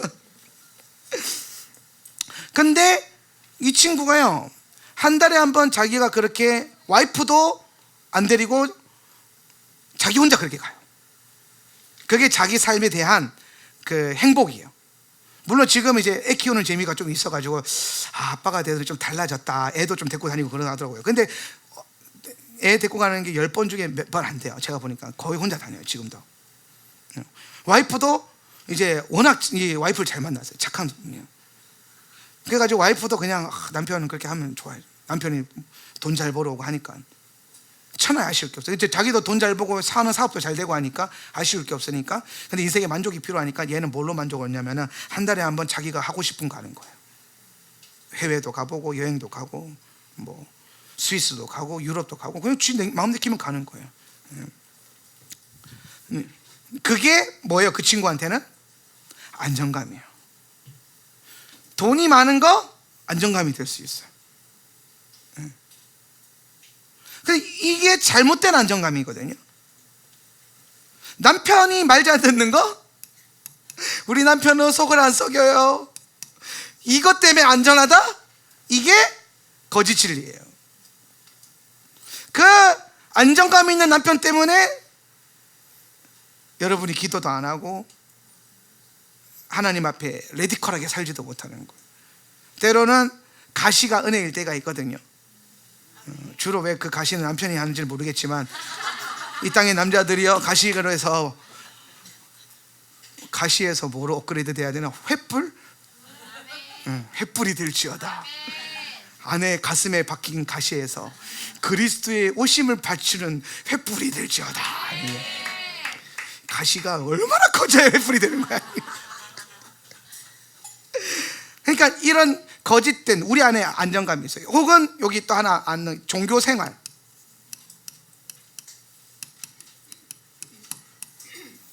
예수님과의 친밀함이 없는 종교 생활로, 나 주일 예배 가, 나 11조 드려, 그 정도면 됐지. 자기 기준을 또 세워요. 안정감인 거죠. 안정감. 안정감이라고 하는 거는 기준이거든요. 좋은 거예요, 사실은. 근데 이게 잘못됐단 말이에요. 왜? 내가 세웠으니까. 하나님이 세우신 안정감으로 들어가야 되는데, 그 말씀이죠. 그분이 세우신 안정감이 있어요. 오늘도 우리가 이제 아이스링크를 애들이 다 학교에서 데리고 갔는데, 제가 이제 따라갔어요. 한 20년 만에 스케이트 한번 타보고 싶어가지고 오늘 저녁에 집회 있는데도 제가 무리해서 좀 갔다 왔습니다. 근데 이제 애들이 이제 30분을 밖에서 기다려야 돼서 간식 먹이고 있는데, 우리 애들은 에너지가 넘쳐요. 애들 졸지도 않네, 진짜. 대단하다. 아니, 그 30분을요, 그 공원에서 미친 듯이 뛰어다니는데, 거기에 이제 공원 바로 옆에 도로가 있고 자전거 도로가 있고 도로가 있었어요. 근데 자전거 도로도 자전거 왔다 갔다 하니까 애들이 부딪힐 수 있잖아요. 왜냐면 애들은 달릴 때 옆을 안 봐요. 앞만 보고, 뒤따라가는 놈은 앞에 있는 놈만 봐요. 그래가지고 아찔한 순간이 이제 한번 있었죠. 있어가지고 현지 전사님이 잘 봐. 거기 이제 선이 이 선 넘어가면 안 돼. 그랬더니 진짜 이 선 안 넘고 그 사이에서 미친 듯이 돌아다녀. 그런데 이 선을 안 넘었잖아요. 안정감이에요. 좋은 안정감이죠. 그래서 이 친구들이 오늘 안 다쳤어요. 적어도 그 도로에서는. 아이스링크에서는 몇 명이 까당까당 해가지고 뭐 손목 아파요, 허리 아파요. 우리 무영이 넘어질 때는 온 아이스링크가 울려가지고 깜짝 놀라서 저 큰 덩치가 넘어져가지고. 그래서 다들 재밌게 놀고 왔는데, 그러니까 내가 세운 안정감은 잘못된 안정감이에요. 하나님이 우리에게 세우신 안정감 안에서 살기 시작하면 자녀들을 노엽게 하지 않을 수 있고요, 그리스도 안에서 가족이 회복이 돼요. 가정이 회복이 됩니다. 이 원리를 반드시 깨달아야 돼요. 네. 그러니까 우리가 잘못된 안정감 안에서 이런 거에 숨어가지고 내 영혼 평안해하고 살고 있는 크리스천들이 너무 많아요. 그러니까 조금만 더 레디컬한 돌이 던져지면, 복음에 대한 그런 게 들어오기 시작하면은 불편해지는 거죠. 대부분 이런 돌이 언제 던져지냐면은 뭔가 하나님이 부흥이라고 하는 사인을 줄 때 많이 떨어지거든요. 하나님이 교회들마다 뭔가 새 일을 하고 싶을 때가 있으세요, 하나님이. 그래서 그거 하기 전에 목회자들에게, 사역자들에게, 리더십들에게 막 기름 부어주시고 감동하게 하시고 말씀하게 하는데, 이미 이 거짓된 안정감 안에서 안전하게 살고 있으니까 어떻게 되냐면은 내가 굳이 이 안정감을 깨뜨릴 필요가 있어요, 없어요? 없어지잖아요. 예. 그러니까 뭐 교회를 떠나기도 하고, 아니면 이걸 불평불만하면서 안 하기도 하고, 그렇게 되는 거예요. 근데 문제는 뭐냐, 사람들이 이게 잘못된 안정감이라고 생각을 못 한단 말이에요. 꼭 뭔가 문제가 있어야 내 삶에 문제가 있구나 이렇게 여기는데, 사실은 내 삶에 아무런 문제가 없어도 문제가 심각할 수 있거든요, 이런 잘못된 안정감이 숨어 있다면. 그래서 영성 훈련이라고 하는 것은 하나님이 우리를 흔드셔가지고 뭘 하시냐면은 이 잘못된 안정감에 있는 우리에게 돌을 던져가지고 주님이 흔드는 거예요. 파장이 일어나는 거죠. 고요하던 내 인생에 말씀이 계속 나를 괴롭히는 거예요. 말씀이 계속 나를 괴롭히는 거예요. 얼마 전에 한 집사님이 찾아와서 그러더라고요. 목사님이 설교하는데요, 설교 듣는 내내 며칠간 너무 불편하는 거예요. 뭐 저렇게까지 설교하시지? 저렇게. 근데 내가 아마 생각해도 그때 그 설교가 복음 설교밖에 없거든요. 복음이 불편한 거예요. 복음이. 그러니까 자기가 생각했던 복음은 편안한 복음이었는데 레디컬한 복음, 선명한 복음을 던지니까 불편한 거예요. 하기 싫고. 왜? 자기가 그 삶이 안 되고 있으니까. 아마 여기에서 복음 메시지가 처음에 불편했던 분들이 꽤 많을 거예요.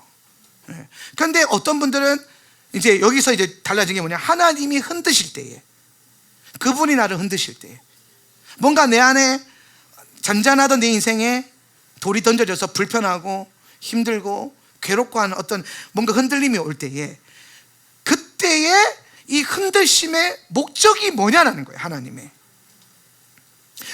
이걸 왜 흔드시냐는 거예요. 하나님의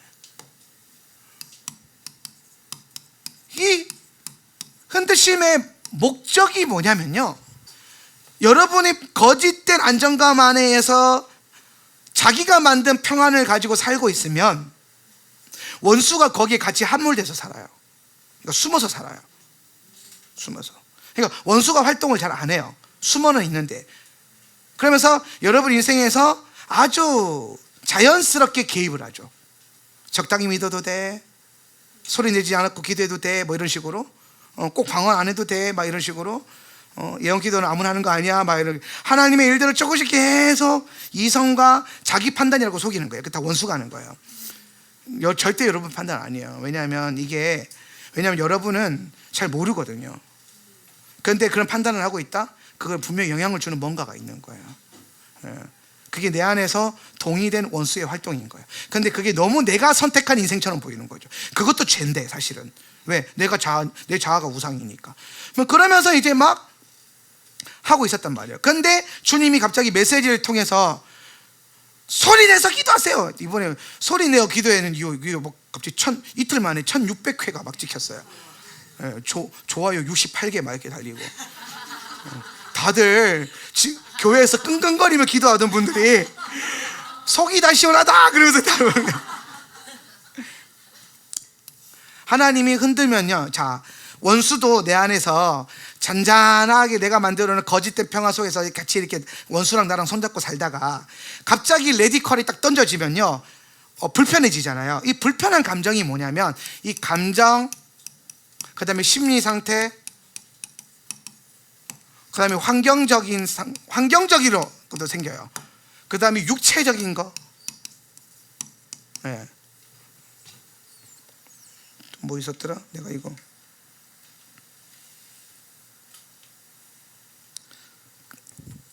생각, 심지어 의지, 생각, 의지, 환경적인 영역, 예. 이 영역에 원수가 잡고 있던 주권을 원수들이 발휘해요. 하나님이 나를 흔들기 시작하면 그 뒤에서야 이제 원수가 살고 있는 요새가 흔들리는 거예요. 그러니까 하나님이 지금 뭘 흔들고 있냐면은 견고한 지를 흔들고 있는 겁니다.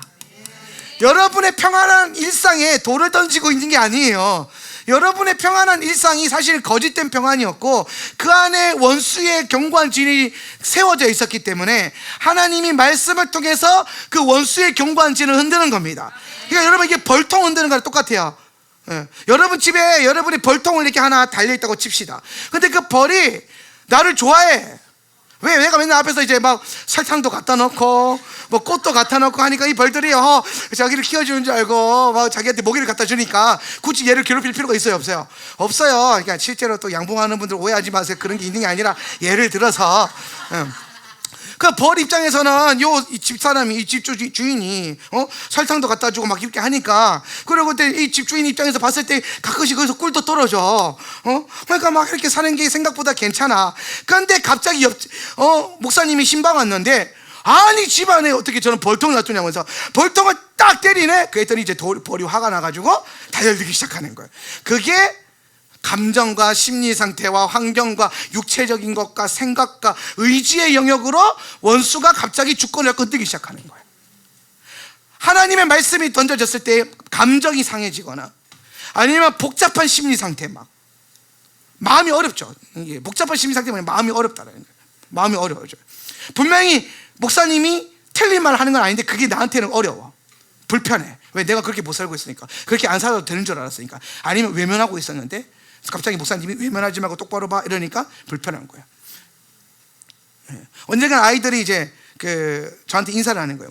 근데 인사를 어떻게 하냐면은 내 얼굴을 보고 안녕하세요 되는데, 안녕하세요, 내가 여기 있는데 안녕하세요 이렇게 하는 거예요. 그래서 제가 이렇게 했습니다. 고개를 딱 제끼면서 목사님 보고 해봐, 안녕하세요. 근데 안녕하세요 하는데 이 친구가 불편하죠. 왜? 나는 여기 보면서 얘한테 그냥 인사만 하고 말로만 인사하고 싶은데 얘가 지금 날 보라 그러잖아요. 그걸 강권적으로 내가 얼굴을 돌렸잖아요. 그러니까 자기가 잘못한 것도 알겠는데 지금 내가 하고 싶은 건 네 얼굴을 보면서 인사하는 게 아닌데, 내가 힘이 약하기 때문에 그걸 억지로 시켰기 때문에 얘가 말은 못하지 뭐, 지가 잘못한 거니까. 내가 잘못한 거 알아요. 그러니까 여러분, 귀신이 드러날 때요, 여러분 스스로가 다 알아요. 내가 지금 불편한 게 잘못된 거지 아는데 거기에 밥을 자꾸 주는 거죠. 왜? 그게 편하니까. 나는 이걸 하고 싶었으니까. 나는 그 문제 굳이 안 다루고 교회 다니고 싶었고, 나는 그 문제랑 놓고 씨름하지 않으면서 교회 다니고 싶었고, 나는 그냥 지금이 좋았는데. 변화산, 다들 뭐 변화산에 한 자리씩 앉아 있는 것 같아. 예. 아, 여기가 저 싸우니 이러면서 거기에 장판 깔고 각자의 변화산을 찾아다니는 거예요. 하울람이 여러분의 변화산이 되지 않길 바랍니다. 여기는 광야가 되어야 돼요.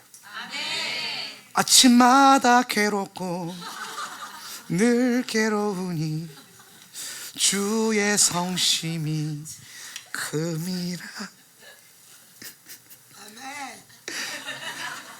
그뿐만 아니라 심지어 원수가 잡고 있는 영역이 강해지면요, 갑자기 환경적인 어려움이 생겨요. 내가 저 메시지가 불편하긴 하지만 들어야겠어라고 하는데 갑자기 뭐 차를 몰고 가는데 차가 멈춘다든지, 실제적으로. 아니면 집안에 갑자기 예배 못 오는 어떤 환경적인 어려움이 일어난다든지. 실제로 원수가 여러분이 하나님 말씀을 못 듣게 하기 위해서 쓰는 방법 중에 하나입니다. 그래서 여러분, 교회에 못 올 합법적인 일이 생겼다고 해서 함부로 안 오면 안 됩니다. 그게 전쟁일 수 있거든요. 거기에 아우 못 가겠네, 그냥 오늘 온라인으로 예배 드려야지, 막 이렇게 돼버리면 원수가 때로는 계속 그 방법을 쓸 수도 있어요. 예. 환경적인, 육체적인 어려움, 하나님의 은혜가 임하거나 아니면 말씀이 어떤 임할 때 갑자기 뭐 몸이 안 좋아진다든지 몸이 불편해진다든지 이런 게 생길 수 있죠. 생각, 의지, 갑자기 막 의지가 없어요. 원수가 이 의지까지 장악하고 있다면은 그 의지까지도 무기력하게 만들죠. 이게 무기력하게 하는 영이 있어요. 무기력한 영, 예수의 이름으로 내가 쫓기만 될지어다. 무기력의 영이 있어요. 이게 굉장히 많아요. 분명히 우리 자녀들 보면 예배 때는 무기력했는데, 옛날에 그랬는데 말이에요. 예배 때는 무기력했는데 예배 끝나면 뛰어나가요. 예배 때는 막 세상 힘들어, 난 집에 빨리 가야 돼요. 근데 예배 딱 끝나고 축도 끝나면 갑자기 뛰어나가면서 놀자 그러면서 엄마 집에 가자면 가기 싫대. 호랑이 기운이 솟아나고 막 그런. 무기력의 영이 장악이 되면, 그래서 예배 때 꾸벅꾸벅 조는 거 별로 안 좋아요. 그러니까 육체적으로 힘들어서 졸릴 수 있어요. 그건 당연한 거거든요. 근데 이게 의지적으로 내가 이겨내보는 습관을 안 들이면 나중에 무기력의 영이 그냥 그 사람을 장악해버려서 내 안에 어떤 시스템이 만들어지냐면 힘들면 졸아도 돼. 어쩔 수 없어. 힘들는 게 졸리는 게 당연한 거야. 이렇게 돼버린 거야. 아닙니다. 오히려 여러분 그때가 더 큰 은혜 받을 때일 수도 있어요. 원수가 흔들리는 거니까. 이런 모든 영역을 통해서 경고한지를 하나님이 뭐 하시는 겁니까? 흔드는 거예요. 자, 그럼 이제 말씀을 통해서 이런 것들이 막 올라오고 불편해지고 흔들리는 그런 상황이 있을 때에 이제 영들이 드러나는 거거든요. 영이 드러나요. 그래서 이 영이, 우리가 이제 이 메커니즘을 만들어야 돼요. 분명히 하나님 말씀을 읽고 있는데 내 안에 어떤 영의 진동이 일어나고 문제가 일어나고 어떤 불편함들이 일어나고 내 고요한 삶에 하나님이 뭔가 흔드시는 것 같다, 어떤 느낌을 주신다. 그랬을 때 그것들을 찾아내 가지고 드러난 영들을 뭐 해야 돼? 내어 쫓아야 돼요. 내어 쫓아야 돼요. 그래서 이 드러난 영들을 내어 쫓는 방법이 뭐냐면은 믿음과 선포의 원리예요. 믿음과 선포. 저는 여러분에게 사도적 기도문에 대한 훈련을 많이 시킵니다. 왜냐하면 간구는 힘들면 누구나 저절로 배우게 돼 있어요. 그 환경에 따라서 배우거든요. 그런데 믿음의 선포는 믿음이 자라는 훈련을 해야 되거든요. 내가 이런 선포를 할 수 있다라는 존재로서 인정이 되고 배워지고, 그걸 통해서 이제 선포할 때에 영적 전쟁이 되어지는 게 경험되어지고, 내가 뱉는 한마디 한마디가 원수의 그 턱 끝에 닿이는, 여러분의 기도가 닿이는 느낌이 와야 되거든요. 근데 그게 올 때가 있어요. 여러분 기도하다 보면, 앞에서 기도인다 하다 보면, 근데 갑자기 뭔가 이 단전 끝에서부터 이상한 기운이 확 올라오면서 갑자기 불이 임하거나, 그렇게 하고 있는데 내가 열심히 했는데 갑자기 내 열심과 상관없는 이 중심에서부터 올라오는 열기와 불이 있거든요. 그게 그때가 언제냐면 턱에 걸릴 때예요. 그때가. 그 느낌을 자꾸 경험해 봐야 돼. 그러면 어떻게 되냐, 매 순간 그걸 건들 수 있어요. 그 감각으로, 그 영으로. 그래서 여러분이 기도 생활할 때에 여러분의 감정에만 너무 빠지지 말고 내가 느끼는 감정 이상의 것이 뭔가 들어올 때가 있거든요. 갑자기 평안한데 갑자기 뭉클해지면서 눈물이 툭 날 때가 있잖아요. 아무 이유 없이. 아니면 어떤 찬양할 때 갑자기 그 찬양이 가사가 갑자기 커지면서 폰트 업되면서 내한테 훅 다가올 때가 있잖아요. 근데 그게 뭐냐면 뭔가 걸리는 거예요, 영적인 세계에서. 사도적 기도를 할 때 뭔가 불이 올라올 때는요, 이 원수의 턱에 걸리기 시작하는 거예요. 그 느낌 가지고 계속 선포하고 기도하고 그 대목을. 여러분 기도문 안에 보면 기도 쫙 줄이 있잖아요. 그러다가 어떤 한 줄이 딱 그럴 거란 말이에요. 어떤 한 멘트가 딱 올 거란 말이에요. 그러면 그걸 계속 하다 보면 이게 끊어지지 않고 계속 다이는 느낌이 와요. 그렇게 기도를 하셔야 돼요. 방언 기도, 개인 기도 할 때도 마찬가지예요. 개인 기도, 방언으로 막 기도하다가 방언 기도 하는데 갑자기 방언 기도 하는데 갑자기 뭔가 불이 딱 임할 때가 있거든요. 그 느낌을 딱 갖고 그 텐션과 그 자세와 그 방언의 소리로 높낮이, 방언의 높낮이 크기로 다다다다다다 해봐야 돼. 그럼 거기에 딱 불이 올라오거든요. 근데 이거 훈련하다 보면요, 내가 의지적으로 이제 감지해서 때릴 수 있게 돼요. 몰아낼 수도 있게 돼요. 여러분, 영적으로 뭔가 눌리거나 감정적으로 눌리거나 답답할 때 있죠. 그럴 때 크라이아웃 나오세요. 크라이아웃 오전 10시에 나와가지고 뭐 하냐면은 다른 거 하지 말고 뒤에서 주여 하고 소리를 막 질러봐. 그냥 내가 할 수 있는 최선을 다해서 소리를. 근데 그 목으로 하지 말고 이제 계속 지르다 보면 단전 끝에서부터 이제 이 복식 호흡으로 울릴 수 있거든요. 주여 이게 아니라 주여 이게 된단 말이에요. 이거를 뒤에서 왔다 갔다 하면서 계속 하잖아요. 한 2분에서 5분 사이만 해도 갑자기 눌렀던 게 탁 떨어져 나가요. 왜냐하면 갑자기 눌리는 그게 그 원수가 뭔가 이게 드러나가지고 콱 눌러버리는 거거든요. 사람이요, 갑자기 그렇게 눌릴 일이 없어요. 영의 작용이란 말이에요. 근데 우리가 내 왜 그러지? 우울증인가 봐. 요새는 또 이 우울증에 또 거짓 진리를 많이 동의해 놨어요. 의사들이 우울증은 감기 같은 거예요. 언제든지 생길 수 있는 거예요. 그렇죠. 왜냐하면 우리가 이 땅 살면서 MSG도 많이 먹었고, MSG 먹으면 뇌 신경 독소에 반응이 많이 오거든요. 그러니까 이게 컨트롤이 잘 안 돼요. 나중에 MSG 끊으세요. 그런 것도 많이 먹고, 설탕도 많이 먹고, 뭐 좋은 것도 잘 안 먹고, 그리고 막 힘든 거 많이 보고, 뭐 뉴스도 틀면 다 안 좋은 것만 나오고, 막 그런 세상이니까. 그러니까 교회 오면 목사님 자꾸 죽으라 그러고, 그러니까 어디 하나 기댈 데가 없죠, 그죠? 그러다 보니까 내가 갑자기 뭔가 딱 눌렸을 때 나 우울증인가 봐 이렇게 생각한단 말이에요. 특히 이제 우울증 진단을 받아보거나 약 먹고 이거를 해본 사람들은요, 이거 쉽게 넘어가요. 이걸 영적으로 해결해 볼 생각을 잘 안 해요.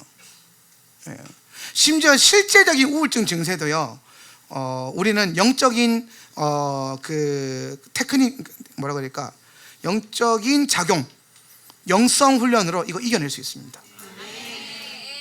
호르몬도 이길 수 있어요. 그러니까 우리 그 PCM 목사님 그 찐형제들 우리 크루 있잖아요. 목포, 포항 이쪽 사모님들이 다 이제 갱년기예요. 만날 때마다 한 목사도 얼마 안 남았어. 아직은 평안하지. 얼마 안 남았다. 우리 와이프 벌써부터 와가지고 생 난리다. 막 이러면서 막. 그래서 오겠죠. 갱년기는 호르몬 문제니까요. 살면서 우리가 지나가야 되는 거고, 사춘기가 오죠. 사춘기가 당연히 2차 성징도 오고 다 오는 거 자연스러운 거예요. 그런데 사춘기 왔다고 지 마음대로 하는 거는 성경적이지 않다라는 거예요. 갱년기가 왔다고 자기가 우상된 거를 합법적으로 여겨가지고 가정에서 자기 마음대로 하는 게 옳지 않다라는 겁니다. 예.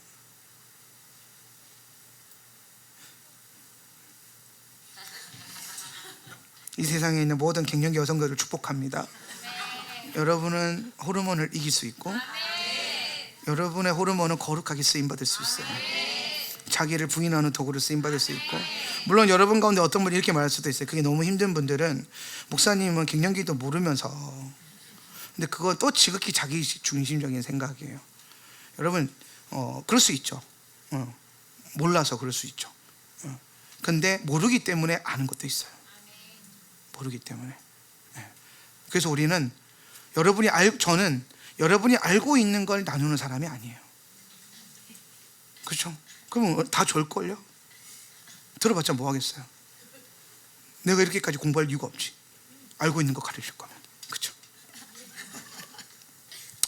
그래서 이제 하나님이 흔드실 때 견고한 진들이 흔들면서 영이 드러날 때 우리가 믿음의 선포의 원리를 통해서 뭐 하기 시작해야 되냐면은 자가 축사를 하는 겁니다. 사라 목사님이 강의하고 제가 올라왔을 때 여러분에게 성령님께 물어보세요. 그리고 그걸 취소하세요. 파쇄하세요. 끊어내세요. 동의하지 마세요. 이렇게 했던 것들이 사실은 다 뭐냐면은 축사예요.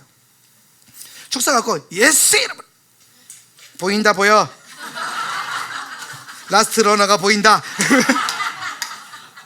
이러면서 다가가는 게 축사가 아니에요. 물론 그렇게도 할 수 있어요. 뭐 영을 끌어올려가지고 인격적으로 드러내가지고 어디서 들어왔어 이러면서 그렇게 사역하는 경우도 있는데, 그런 축사를 여러분이 배워야 된다는 게 아니라 축사는 생각보다 굉장히 자연스럽게 일어날 수 있어요.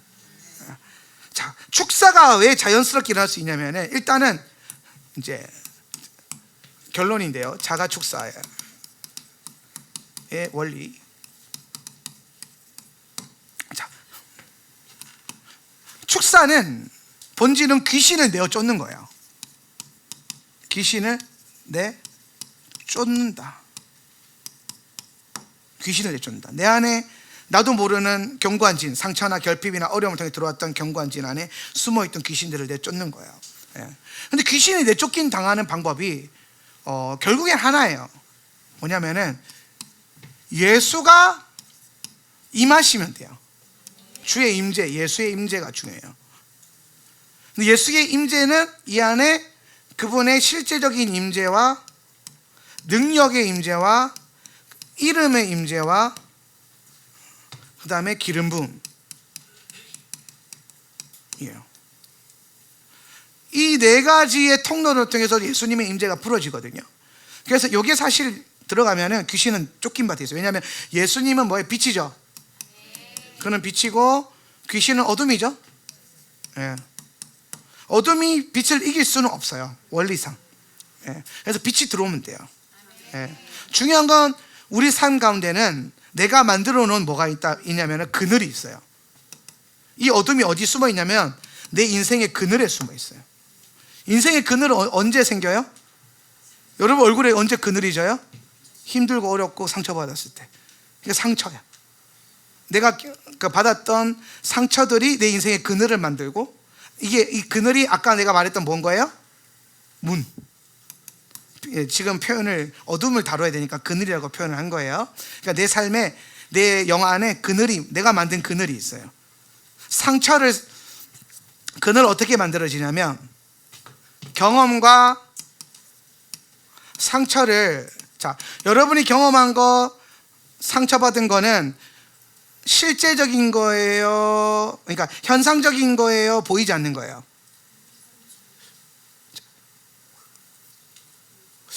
이게 경험은 현상적인 건데 만들어진 거는 보이지 않는 거죠. 그죠? 그러니까 여러분이 겉모습에 이 사람은 누구한테 상처받았고, 얘한테 상처받고, 얘한테 안 보이잖아요, 얼굴로. 보이는 게 아니에요. 그게 뭐냐면 쉽게 설명하면은 이거는 내 안에 만들어진 거예요. 내 안에. 그죠? 그러니까 이게 들어올 때는요, 경험과 체험이라는 걸 통해서 내 안에 들어오는데, 이거를 내가 아까 우리가 설명했듯이 내적 면세나 부정적 기대나 판단으로 동의하는 거. 동의해버리면 뭐가 되냐면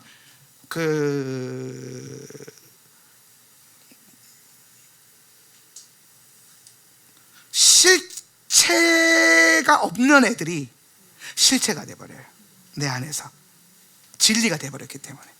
그러니까 여러분 안에, 자, 이거는 뭐 이 개념도 이해를 하셔야 되는데, 하나님 나라가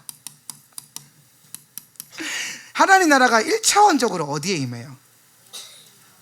하나님 나라가 1차원적으로 내 안에 임하거든요. 하나님 나라는 1차원적으로 내 안에 임해요. 그래서 내 안에 어떻게 임하죠? 하나님 나라가 어떻게 임해요? 하나님 나라가 누가 하나님 나라를 임하게 해요? 하나님 아들이, 그죠? 하나님 아들이 하나님 나라 임하게 하잖아요. 그럼 내 안에 있는 하나님 나라도 내가 하나님 아들임을 깨닫고 하나님 나라를 임하게 하겠죠, 그죠? 그러면 내 안에 하나님 나라가 임하는 그 작동하는 방법이 뭐라 그랬어요? 뭘로 하나님 나라가 임해요? 하나님 나라를 임하게 하는 방법이 뭐예요? 그걸 뭐라 그래요? 영적 전쟁이라고 그러죠. 영적 전쟁. 다 알고 있는 거예요. 그러니까 지금 메커니즘적으로 연결이 안 돼서 그런데, 영적 전쟁을 해서 내가 영적 전쟁 해가지고 원수의 영역을 밀어내면 그만큼 하나님 나라가 임하는 거거든요. 그런데 내 안에 아직 원수에게 주도권이 뺏겨있는 영역들이 많다라는 거예요.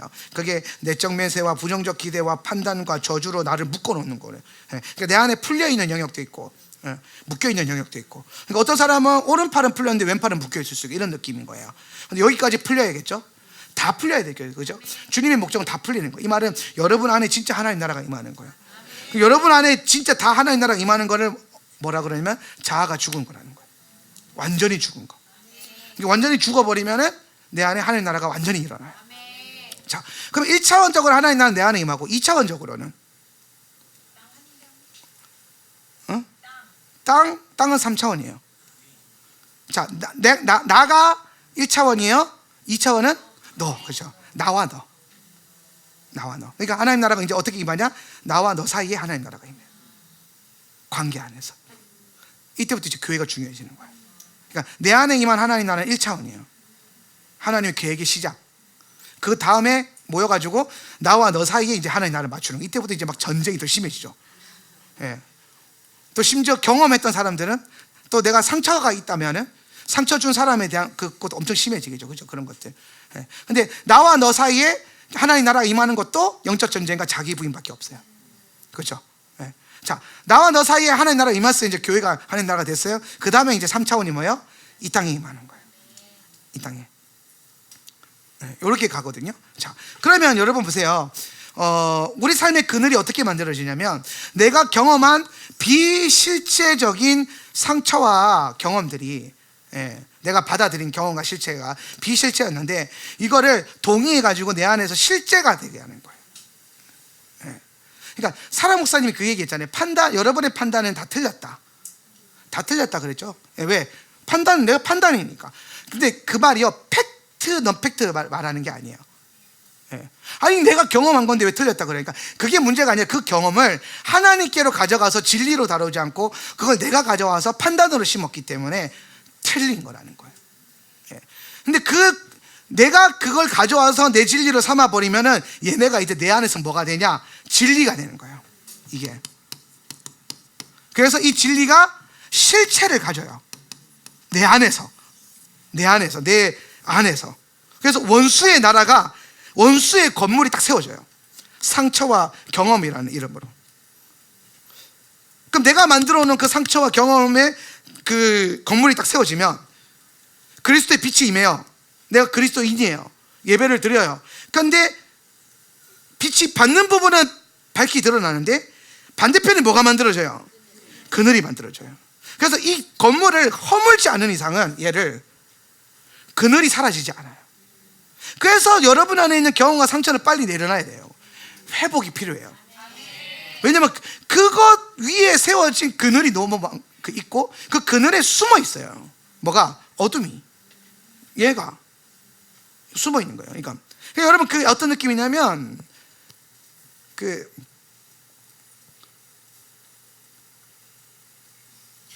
불 끄고 나면 싱크대 이런 구석에서 막 바퀴벌레 콕 나오고 막 그런 거 있잖아요. 장판 느끼면 막 옛날 집 그랬는데 요즘 집 안 그럴 수 있는데, 놀러 가면 뭐 애들이 뭐 바위 같은 거 들면 거기 막 벌레가 막 지느라 버글버글 거리잖아요. 그게 여러분의 영적인 내면이라고 생각하면 돼요.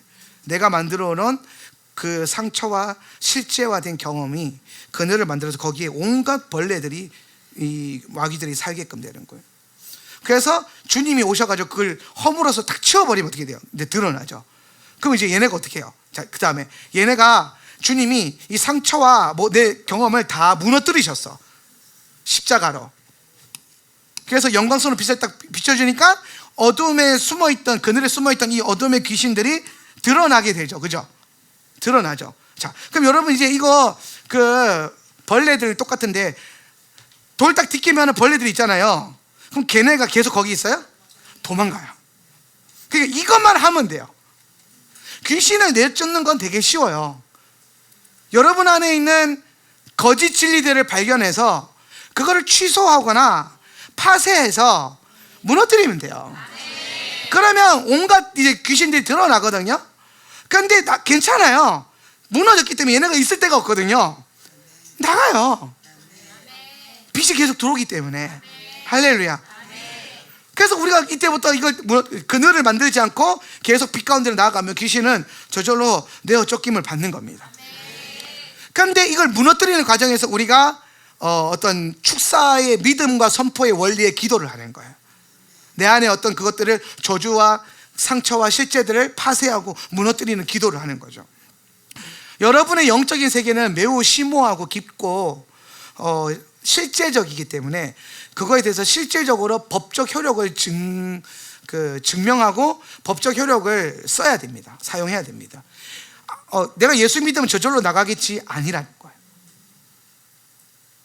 오늘 내가 예수를 믿었기 때문에 이제 내가 어떤 법적 효력을 갖고 있는지 알게 되었고, 이 집의 주인이 나인 걸 알게 되었고, 더 나아가서 나는 이 집의 주인을 예수님께로 드리겠다고 결정을 했고, 그분을 나의 왕으로 모셔드리면 이 안에 숨어 있었던 불법 점거자들은 저절로 도망갈 수밖에 없다라는 거예요.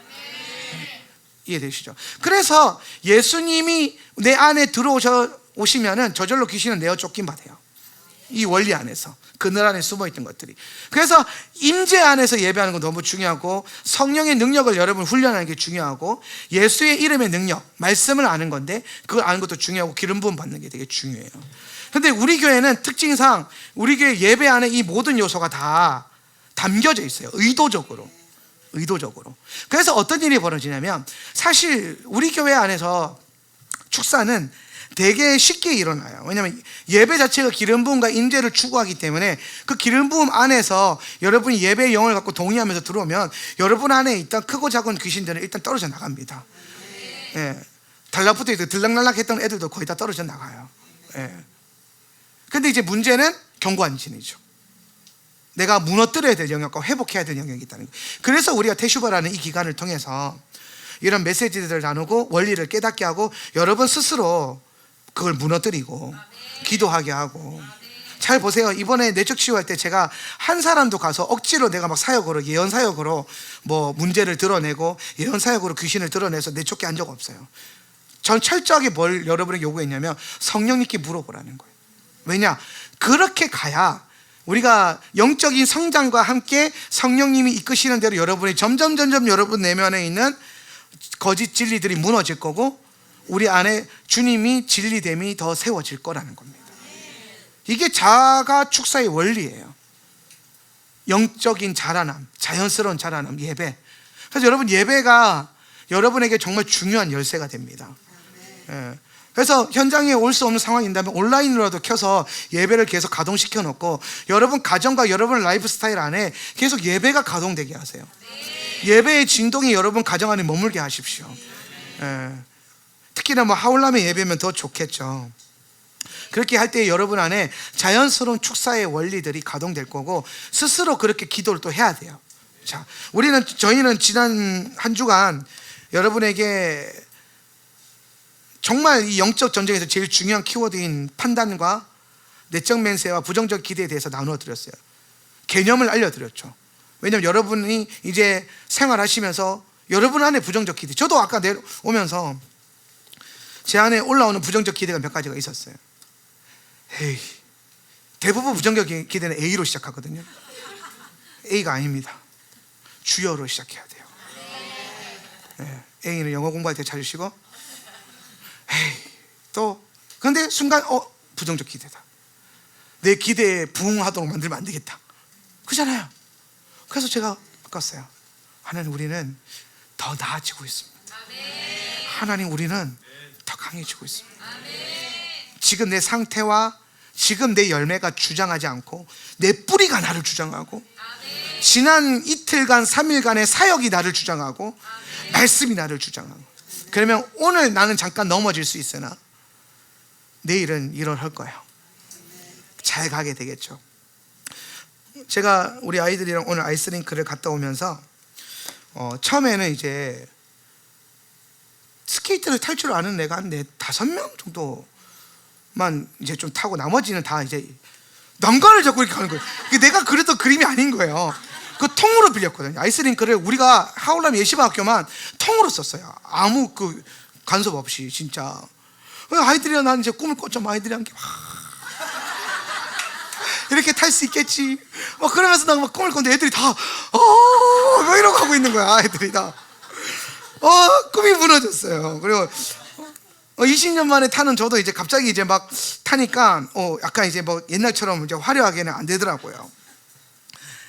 근데 12시 반에 들어가서 우리가 2시 50분까지 탔거든요.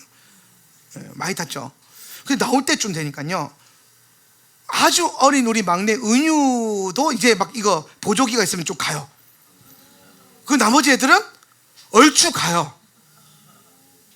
가더라고요. 그래서 제가 우리 사랑 목사님한테 그랬어요. 우리 1년에 한두 번씩 가자. 한 번만 더 가도 잘 타겠다. 애들이 한 번만 더 타도 되겠다. 가진다. 지금은 많이 넘어졌어요. 잘 타던 저도 오늘 뒤로 가기 몇 번 하다가 시도하다가 2번 넘어졌는데, 저는 그래서 앞으로 나갈 때 넘어지지 않는데 거꾸로 역행하다 보니까 이제 넘어졌는데, 우리가 넘어지거든요. 근데 넘어져서 제가 넘어지면서 애들이 이제 넘어지면 부끄럽잖아요. 스케이트 타다 넘어지면 부끄럽거든요. 그래서 그 부끄러운 것 때문에 넘어지는 걸 두려워하면 안 돼요. 스케이트는 넘어지는 걸 두려워하면 다시는 스케이트 못 타요. 그래서 안 넘어지려고 어설프게 타요. 이렇게 되든 안 되든 한 발 한 발 떼봐야 돼요. 자빠지더라도 제대로 배워야 돼요. 그러다 보면 한 수십 번 넘어지겠죠. 많이 넘어지면 수백 번 넘어지겠고. 그런데 이거를 포기하지 않고 계속 훈련하다 보면 어느 순간에는 앞으로도 타고 뒤로도 타고 옆으로도 타고 점프도 하고 별거 다 할 거예요. 트리플 악셀 하게 됩니다. 근데 넘어지는 게 부끄러워서, 넘어지는 게 창피해서 가르쳐준 대로 연습하지 않으면 평생 못 타요. 신앙생활도 마찬가지인 것 같아요. 우리가 배웠어요. 훈련합니다. 100% 퍼펙트하게 되냐? 아니죠. 자빠질 겁니다. 여러분은 반드시 넘어질 거고, 잘 가다가도 넘어질 겁니다. 10번 참았는데 11번째에 분노할 수도 있을 겁니다. 8번 참다가 9번째에 실수할 수도 있습니다. 테슈바 잘 오다가 피치 못할 상황에 못 나올 수도 있을 겁니다. 근데 그 한 번의 넘어짐이 두려워서 예배하러 나오고 훈련하는 걸 나오고 기도하는 걸 나오는 걸 멈춘다면, 배운 것을 사용하는 걸 멈춘다면, 교회 다녀봐도 안 되네, 기도해봐도 안 되네, 말씀 봐도 뭐 안 되네, 심지어 목사님한테 기도까지 받아봤는데 뭐 안 되네. 넘어지는 게 안 되는 건가요? 안 넘어지려고 할수록 더 안 되는 거고, 넘어지는 게 무서워서 아무것도 하지 않으면 그냥 영원히 안 되는 인생이에요. 그래서 제가 스케이트하고 지나가면서 그 흔들흔들할 때 한마디 했어요. 옆으로 타, 밑으로 믿어. 자빠지면 꼭 해줬어요. 자빠지는 걸 무서워하지 마. 넘어지는 걸 두려워하지 마. 넘어지는 거 무료하면 못한다. 그냥 더 넘어질 생각으로 더 타라. 넘어져도 된다. 왜냐면 보고 다 했으니까 안 죽는다. 우리는 뭐 살짝 다치는 거 괜찮다. 안 죽으면 된다. 생명은 죽게 달린 거니까. 타라. 자빠지는 거 두려워하지 마. 타라. 그러면 언젠간 타게 된다. 축사도 마찬가지예요. 맨날 축사하는데 여전히 여러분 안에 변화되지 않은 넘어지는 모습이 있습니까? 괜찮습니다. 그때도 또 축사하십시오. 그때도 또 기도하십시오. 홀백 번 믿음으로 더 기도하십시오. 미워하는 사람이 있습니까? 수백 번 기도했는데 여전히 안 고쳐집니까? 수천 번 하십시오. 될 때까지 하십시오.